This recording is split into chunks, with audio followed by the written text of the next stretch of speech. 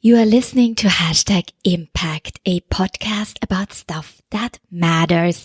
I am Regina Larco, your host, and as season 4 is drawing to a close, I'm getting a bit nostalgic now, looking back at that past year where I revisited the most inspirational founders that have crossed our path in the past few years, and also all these amazing co-hosts that were bringing us stories from all over the globe. It's been really wonderful, and you will hear more of a wrap up of how this season was for me and for the Hashtag Impact team when you tune in next time in our season finale. But we're not done just yet. And you know what they say about save the best for last? I think this is one organization that you will hear from today that I've been following really before I even started the podcast. So we go way back, and I've been following what they've been doing. I've been excited how they were growing their platform, really bringing it to life. And I'm not going to give away now who it is. You just have to keep listening. The only sad thing was that one of the co-founders that we originally recorded with the first time we sat down could not make it to the recording. And I found a way to still integrate her voice into this conversation as well. So you can just dig in and get inspired by these two amazing women who are making the world a better place every day with what they are doing. This season, of course, was also, as always, for Hashtag Impact. We stand for getting more voices heard that deserve to get heard. And we are so thrilled that we could team up with Kelly Support Group, our charity beneficiary, to bring you some stories from their community.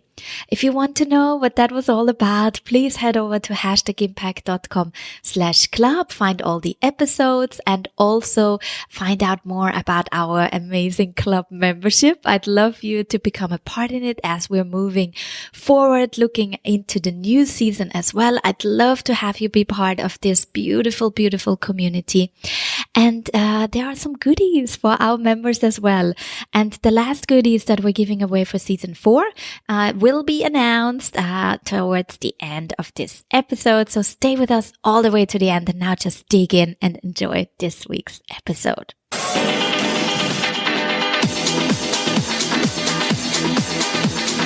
Today, I sit down with Belinda Poole, co-founder of Local Motion, a social enterprise that is dedicated to providing charities and social enterprises with the professional skills they need to make more impact.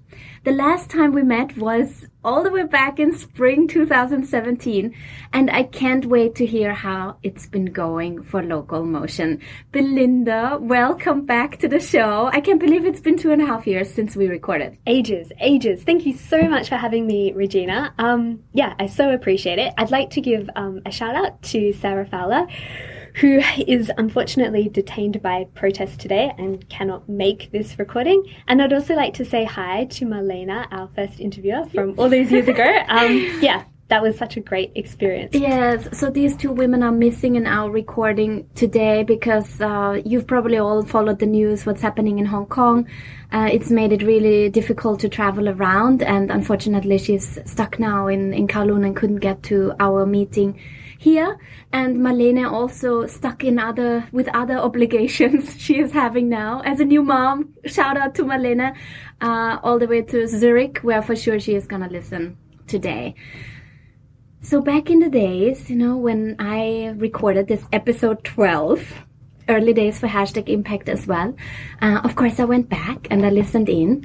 I would love to invite our listeners to do the same. And what kind of stood out to me right away was the name I put on the episode. Do you want to live a more meaningful life? Yeah. Right? And that's what I then put on the show title as well. So I just want to start off with this because that was actually something I discovered on your website back then, and that I could still see on your website. So how do you define a meaningful life? How does that translate for you? Oh, wow, Regina, that's a really, really good question. You know what? I don't think I've evolved very much since 2017. I think a more meaningful life is, where you do something that's bigger than yourself, where you've contributed to other people, where, you join them to do something positive. Before getting into social enterprise, actually, back when I was still giving legal and management advice, like, my life looked pretty different. And I really had the moment where you just kind of think like, oh my gosh, is this all there is? Like, I have a lovely office, I have interesting projects to do, I quite often get my ass kicked in negotiations, but that's okay, that's par for the course. But then I just thought like, okay, if I died, like, what would it all be about?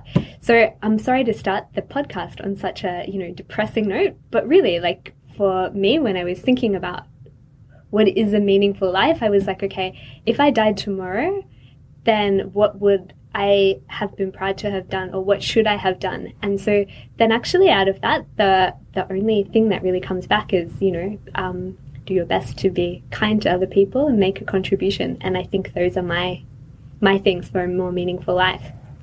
And that's what your platform and your social enterprise is all about as well. So I think that's really beautiful how you could integrate this learning that you had through, your own career and what brought you to then starting your own enterprise. And listeners that are interested in that story can actually go back to episode 12, where we talked a lot about all these trials and how did you call that, tribulations, like that you went through to actually come to terms with that decision to leave your corporate job and then start your own thing. So, but let's look into Local Motion. What stood out for me was also when you talked about the early days was how much time and effort you put into the market research to build your platform in the first place. Yeah. Was there anything that you discovered during that time when you did your market research that stood out to you that really made you change course in what you maybe anticipated at first? Yeah. So when we set out in 2016, the purpose of our market research was not necessarily to build the world's greatest social enterprise or greatest platform. To be perfectly honest, Sarah and I were also thinking we might talk ourselves out of making Local Motion. We were thinking like, skills-based volunteering was the problem that we had in front of us, but we also had a list of other social businesses that we would have loved to have started. So we just thought we might just hit this one out of the park. It's the problem that we can see, but when we were doing the market research, we kind of thought like, okay, well, probably somebody else is doing this. We probably won't have to do this. Some like people with skills and NGOs with skills gaps, it's such an obvious fit. Like the solution will be out there. We may not actually have to do anything. So our market research process actually lasted for 6 months, and everybody was like, just come on, just start already. Do something. And we kept going until we didn't hear anything different. And some of the things that kind of stood out in the process was that people were very, very direct with us. And so, like, volunteers were very direct with us. They said things to us like, and this still makes me laugh, but oh my God, I'm so thankful that everyone is so direct. People said things like, time is money. I want to see if there's a return on investment of my time. If I give you my time, what are you going to do with it? And that statement by itself, by potential volunteers, because it wasn't one person who said it, it was a few, sparked that, okay, well, then we really better properly appreciate them, and we better show them that what they are doing really makes a difference. So we have to have high quality projects, and then we have to be able to show them how a charity or social enterprises is going to use that project going forward and be able to quantify. So on our platform at the moment, we do quantify what the donation of people's time is worth, and charities and social enterprises do send them a personalized message, a little video that lets them know how they're going to use their project going forward.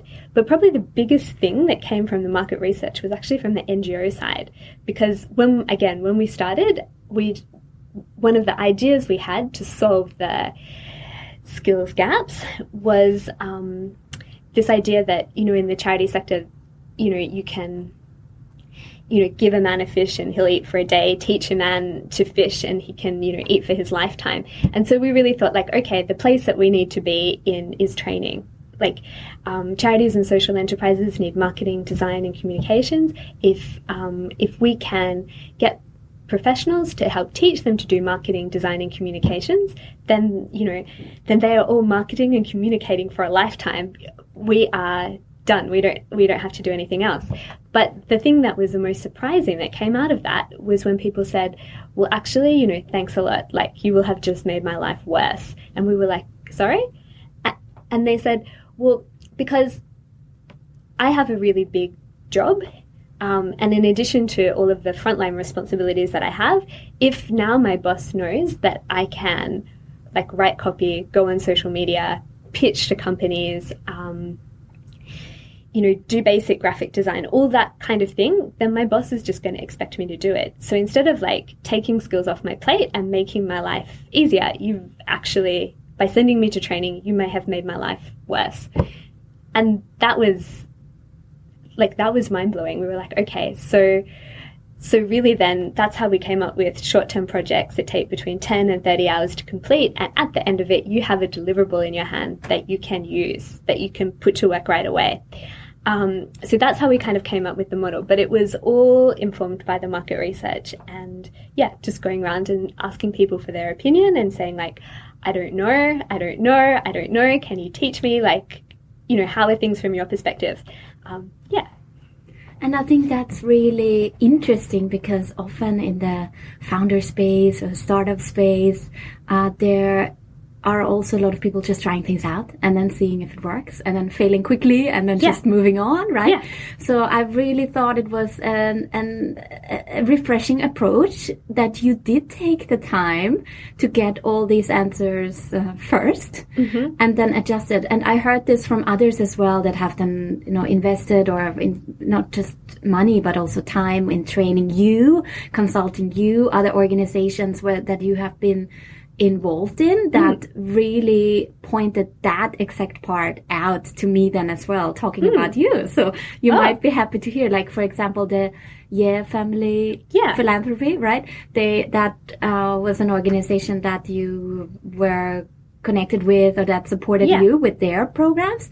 And that was interesting to hear that from someone else as well, like confirming, so to say, like, it's so amazing that they actually took the time and asked the market first what the market needs. And now it's out there, right? Now the platform is there for people to enjoy and to connect. So in simple terms, the people that haven't had a chance yet to check it out, but they should definitely after this episode, how does it work? How does it work from the volunteer's point of view that wants to give his or her skills, and for the NGO or social enterprise that then creates these projects and looks for support?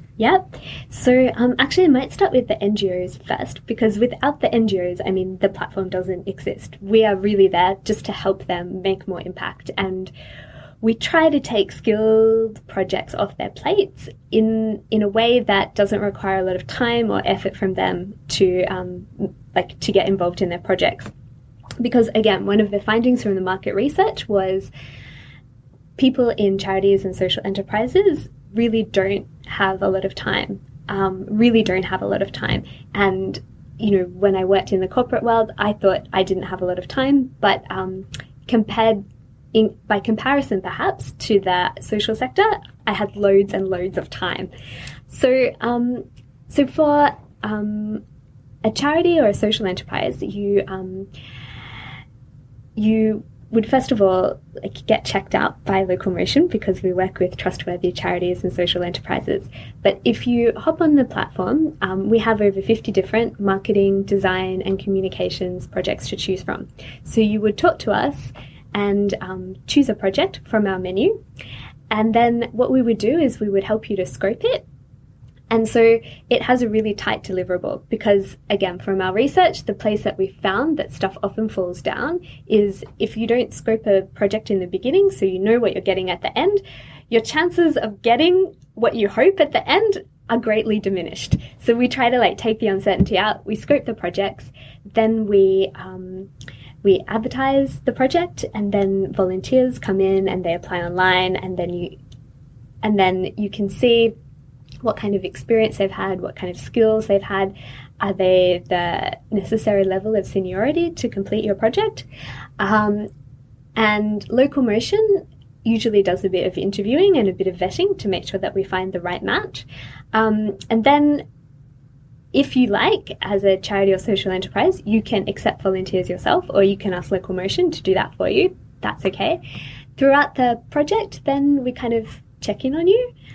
If you're a charity or social enterprise, you'll see a calendar saying like, okay, this is, these are all this is all the milestones for this particular project. You'll also have a dashboard where you can see like, these are new ones that I've created, draft ones. These are projects where people have submitted applications. These are the people that I've approved, that kind of thing. And so Locomotion helps to keep track of the project. There's a 3-way chat where you can chat to your volunteers and with Locomotion as well, so that we're all on the same page about what's going on in the project. And then when the project is finished, then that, of course, is the best bit. We upload your final deliverables, because chances are if you've had a marketing, design or communications project, your deliverables will have had a few iterations. We upload your final deliverables. Our system generates the thank you certificate for volunteers, so you don't have to worry about it. And then all you have to do is hop on your phone and do a less than 1 minute thank you video for your volunteer, to just tell them what you are going to do with their deliverables moving forward, to thank them for their time, tell them how they've saved you money, and then most importantly, just say like, okay, this project is really going to help us moving forward, and here's how. And if you're a volunteer, you can find projects with amazing organizations. You can follow amazing organizations. Every time they have a new project, you can get a little message about it. You can apply online. You could message Locomotion if you like to chat to us. But honestly, we're less inspiring than the charities and social enterprises. And if you start a project with us, there's a 3-way chat where you can talk to the team from the charity and Locomotion who are managing the project through. There are ways for you to upload your deliverables and, of course, get your thank you certificate and video of appreciation. The best bit, I think, though, for both volunteers and charities is really when you go on your dashboard, both of you will see over time, like how many hours have been contributed and what the cumulative value of those hours are. So for a volunteer, if you're ever thinking like, what is the value of my time? Like, what have I done here? You can very clearly see in commercial terms, this is what you've done. And this is what you've contributed. And for charities, they may think like, okay, well, is this worth my while? Have I really moved the needle on this? We can see like, okay, these people that you didn't know before have given you ready to use deliverables, and this is, what it's all worth. So yeah, that's the platform. Yeah, really exciting. And I was lucky enough to get an early virtual tour, and that was amazing to see. And of course I signed up as well, so it's very easy. So I can say it's really easy, very straightforward.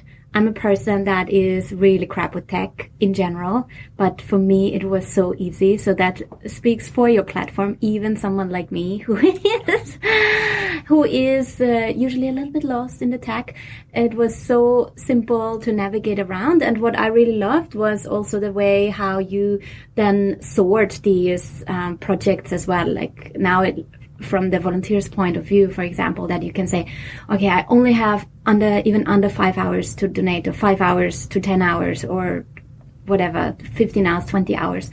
And these are the subjects I'm interested in, and this is my expertise. And then also seeing, I guess from the charity's point of view, when they can then see my profile, for example, I also thought that was really nice to just get that overview, because of course we've all been in this situation. I've been in this situation. You get a CV from someone and you try to figure this person out, and it's just time. That's what you said. Like these NGOs, they don't have time to sort through all these applications, but to have a platform where you have a one-pager And it's really, it kind of like fits all on one page, on one screen on my computer.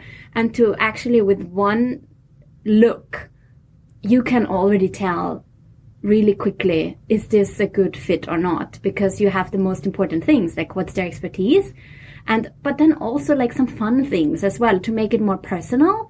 And I think that's in the end so important as well, even for a tech platform. Yeah. Like yours, it's all about people in the end. Absolutely. And I think that has probably been one of the advantages of building a tech platform if you don't have any background in technology. So let's be honest, right? Like, let's talk about your tech background here now. So, Belinda, you are building a tech platform. How is that? You don't have background in this at all? No. So how about your co-founder or your team? No. So we had an incredible stretch of good luck. Like, again, I think one of the fun things about starting something like this is that you have more good luck, more kind people, more supportive people than you could ever plan for. And like the road is like, there's been some definite low points. Like, I don't want to sugarcoat that. Like, definitely there's times where you think like, I just want to pitch my computer out of the window. But there's also so many times when things go so much better than you could have ever possibly thought. So when Sarah and I started in 2016 on our market research, and we decided that we wanted to make something scalable, the fact that neither of us had a background in tech didn't faze us at all.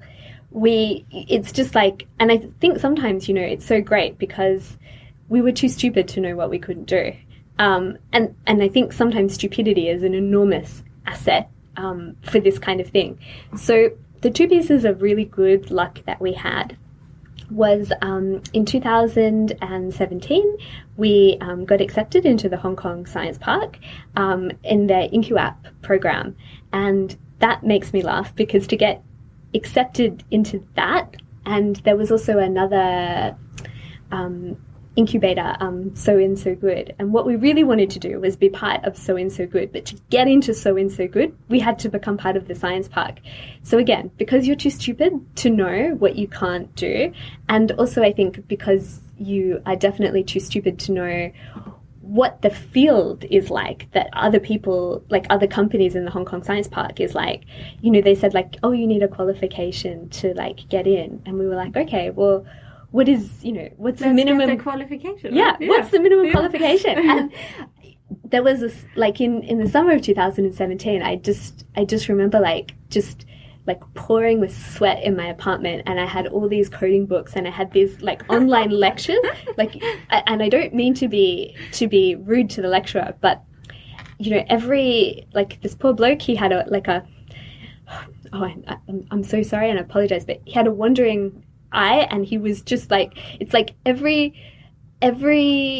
nightmare thing that you think, like it was just in an incomprehensible language with like a guy who was obviously talking to a different audience than to me. And I was like, oh my God, this is harder than my law degree. Like, what has happened?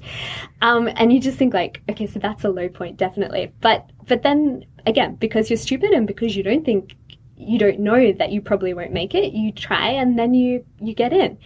And then that actually gave us a bit of a worry, because now we had a really happy problem, like a great problem. The Hong Kong Science Park has 3 major milestones to get through. On our minimum viable product, we could get through probably the first one, because we can, build that bit ourselves. Anything more complicated than that, like, we are in deep trouble. Deep trouble.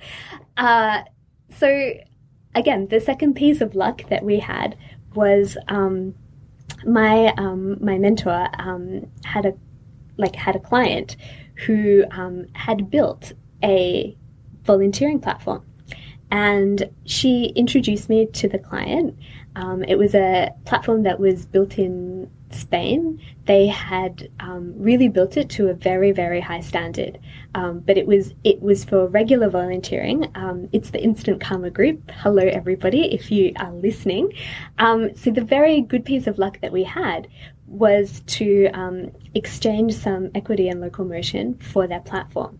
And so from that point, then we also worked with their original developer to then create it, the platform that we've got now, and to then kind of go beyond what was in our minimum viable product, which was essentially typing into a form and hoping locomotion would get back to you on the back end, to something which is more automated and more personalized, where all the personal bits are still done by locomotion, but as much administration as possible is done by the platform. And so now it's scalable.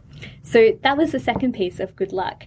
So actually, when people say like, oh, like, you know, you have a startup or you're an entrepreneur or whatever, like, I'm really, really tempted to laugh, because we got to this point, again, because we were too stupid to know that we couldn't get to this point.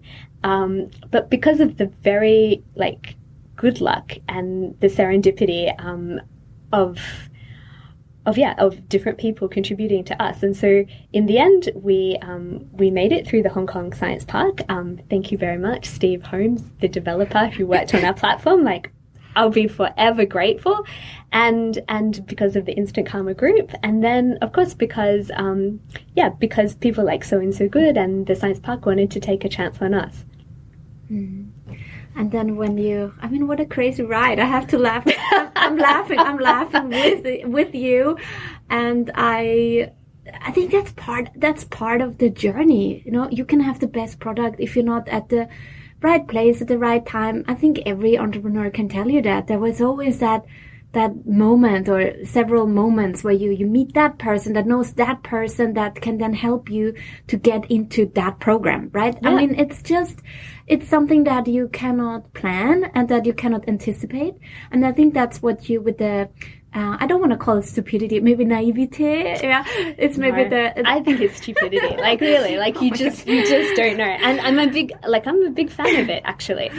I'm glad we didn't know. Yeah, and I hear that from other founders as well that have shared their stories in this season, that if they would have known what's really along the way and all the things they didn't know, if they would know, they would have never started in the first place. So it's good to have that kind of stupidity of not knowing what is coming, really. Absolutely. And I think that if we had known when we were in the Hong Kong Science Park or when we were going for the interview, that there were other companies who were doing AI or robotics or something like that, I'm not sure we would have been brave enough to stick our hands up. Yeah, I'm happy you did. And looking back though at this last, more than 2.5 years ago that we last recorded, what is there something you would do differently now? Yes, there are several things that I think I'd do differently now. I think probably, I think I would have treated things as if they were less of an emergency. And that sounds really funny, but when you're trying to keep things afloat, and when you're trying to keep the lights on, and when you're, concerned about can you build the platform? How are things going within the company? Are we all on the same page? What are the, am I paying enough attention to the strategy? Am I paying enough attention to the execution? Should I be doing all of these things at once? It was really a lot. And I found myself behaving as I would have behaved in my corporate job, and just, what's the word, stressing myself out and pulling a lot of all-nighters just to get stuff done. And I kind of realize now that maybe it wasn't necessary, because you know what, the challenges will still be there. And I used to take challenges quite personally, if I'm having this challenge, it must be because I have done something to cause it. And I think sometimes that can be that might almost be I don't want to say a women's problem, but maybe I don't hear blokes saying oh, if I have a challenge, I must have done something to cause it. I think it's taking too much responsibility for the things that happen. Of course, you can only, act from your sphere of influence, but when challenges happen, it's a perfectly natural thing to happen. And I think you only get better because you've been challenged. And the person I think that I was in the beginning would not have been able to cope with what's going on now. You have to kind of pass through it. I think the other thing is, though, really, I think that when we talk about startups, sometimes, it's a lot about inspiration and ideas and all of that kind of thing. But actually, in the end, I think it's really down to, it's all about people and kindness and hard work and, can you be kinder? So I think that's probably something that I didn't really appreciate when I started. This is not like a corporate job. So many things will come at you from left field. You won't have the structure to be able to deal with it. So then qualities that might not get stressed in your workplace, like how kind are you? Can you cut somebody else a break? Can you try to see things from their perspective?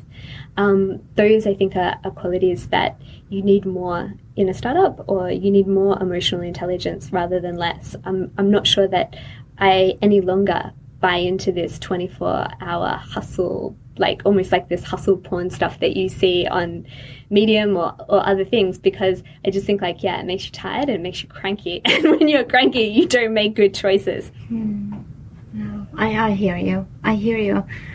And that those, challenges, wrapping up actually, because time always flies. Of course, a lot of people have also asked me about, because we are recording here in Hong Kong and looking at the challenges that this city faces. I don't want to go into politics. It's not my place, and it's also not the place for #impact. But we are all, I think, impacted by it on a personal level, many on a business level as well. But you shared something with me in the pre-talk that I just wanted to, maybe for all the people out there that are worrying about where the city is going from outside of Hong Kong, but also inside. I wanted to just invite you to share that again, what you shared with me just last week, when we were both, I think, at a place where we were just sad about what's happening on the streets. And you sharing that with me just gave me this hope and this positive outlook that inspires me as well to believe in, as you said, in the people, in the kindness, in the good. Do you want to share with our listeners? I think, for what it's worth, I think generally speaking, people are so much better than you ever think that they are going to be. And I suspect in all of us, we'd all quite like to do something that is bigger than ourselves. We'd all like to, find that part in us.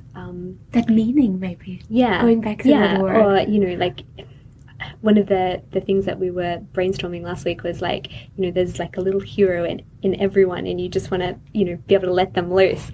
But I feel like we don't really have a choice in the events that come to us.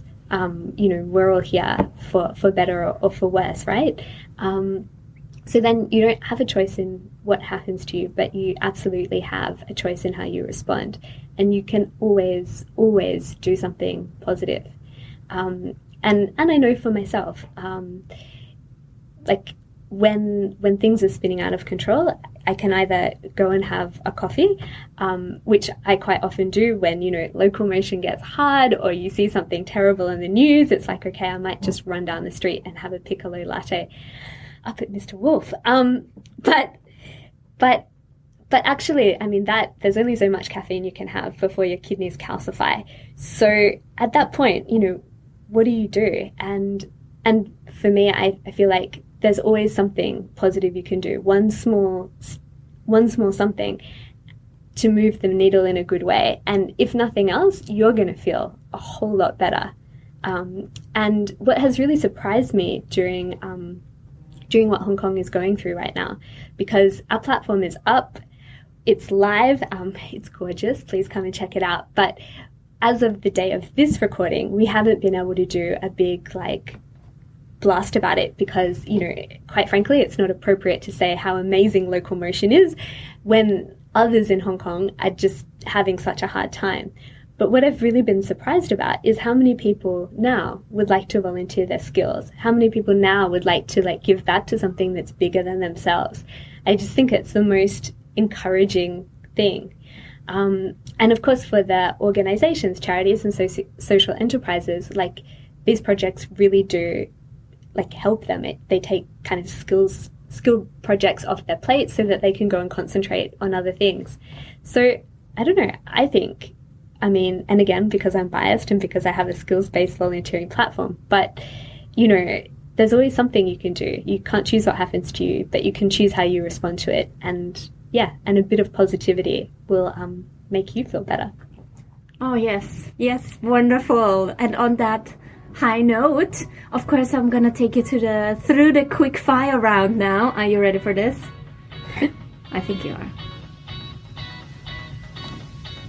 Belinda. Regina. Making an impact means doing something for someone else that works. What I wish I knew when I was 20. Wear more face masks and relax. And what could everyone do right now after they listen to this episode to make the world a better place? Do something nice for someone else. And if you're really inspired, use your skills to move the needle for someone else. Yes, I love that. And the easiest way to do that is check out Local Motion. Where should they go to send them to your platform? Well, thank you for coming. Finally! It's www.localmotion.hk. Yes, please do check it out. I love your work, you know. From the very first time I met you inspiring women running this platform, I've been looking up to you, and I'm so happy to see the platform live and amazing. As you know, really, I had high expectations, right? I mean, I did, you know. I was anticipating this for the last 2 years. We are the slowest startup ever. The slowest startup. And it's beautiful, and I'm really, really thrilled for you to see that it's now, you know, live and thriving, and all the best for everything that's ahead for you and the team. Thank you. Thank you very much. And now let's hear more from the team. Here is the amazing co-founder of Local Motion, Sarah Fowler. Hear her voice and hear her important messages when I asked her to also share with our listener what it means to her to live a more meaningful life. So I think first and foremost, it's about taking a step back, slowing down, and really trying to understand what sparks joy and passion in your life, what really makes you tick. And in understanding these things, I think that this gives you that basis to really try to work towards living a more meaningful life. And it really struck a chord for me actually when I was working in corporate in a 9-to-7 job. I had some really cool colleagues and it was a pretty stable job, but I just didn't feel very fulfilled or satisfied in what I was doing, and there was just something missing within me. And it wasn't until I started working on CSR projects and had the opportunity to engage with lots of different community organizations and nonprofits that I started to really feel this this joy and this satisfaction come out of me. I got so much from giving back to society and knowing that what I was doing was creating positive change in Hong Kong. And that was when I really started to think to myself that, you know, this is what I want to do, and this is what gives me that meaning and that purpose. And so I guess that is what led to my transition into the social enterprise space and now in the nonprofit space. And as Belinda mentioned, I really think it's about a meaningful life is about being part of something that is bigger than yourself. It's about, you know, feeling useful and feeling as though you are contributing in your own way towards something that is meaningful and that is positive and that is impactful, and that it's something that you can also be really proud of at the end of the day. And so I think this in many ways is why Belinda and I kickstarted Local Motion, because we were both in positions through work that we weren't particularly happy about, and we wanted to drive change in our own lives and contribute back to society.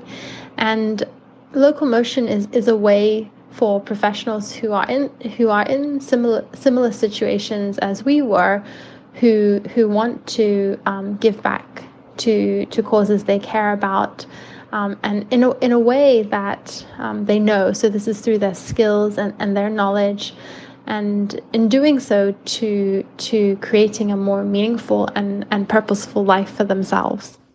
Thank you so much for this, Sarah. And I'd encourage you, if you're listening right now and you want to create this more meaningful life for you, just head over to their platform, localmotion.hk, and check it out. If you are someone who has something to give, some skills, we all have talents that are needed in the nonprofit and social enterprise space. So just head over there and have a look at the projects. Maybe something triggers your interest. And if you are working with a nonprofit or a social enterprise, also check out their platform so you can create your own projects there and get support for your causes. As we wrap up, we want to say congratulations to our #Impact Club members who got and secured the last #Impact goodies for season 4. We say congratulations to Rosanna, who will be invited to join us for #Impact lunch. So excited to see you and to hear your story and see how it's going for you and connect with you. And then also Gabriella, congratulations for winning the 2-hour storytelling session with me. I'm happy to share all my tricks and advice I have on how you can tell your story in a more engaging way to get your audience, your listeners, your clients really resonate with your cause and your mission. And if you also want some more resources on how you can become better at telling your story, you can check out #impact.com/story and find some really, really great resources there for you. Thanks so much for listening today. Come back next time as we are wrapping up season 4 with our grand season finale. Talk to you soon. Bye.